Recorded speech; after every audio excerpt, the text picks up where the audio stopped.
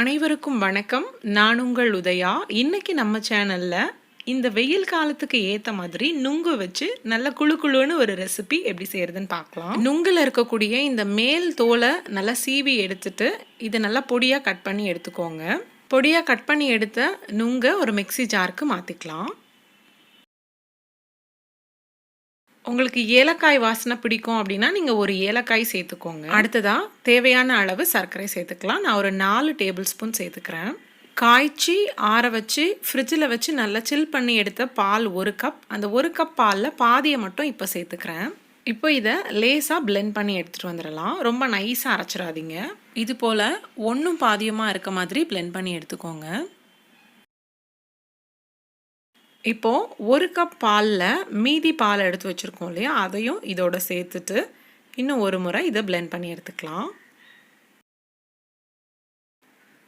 இப்போ இதை நம்ம சர்வ் பண்ணிடலாம். ஒரு கிளாஸுக்கு மாற்றிக்கிறேன்.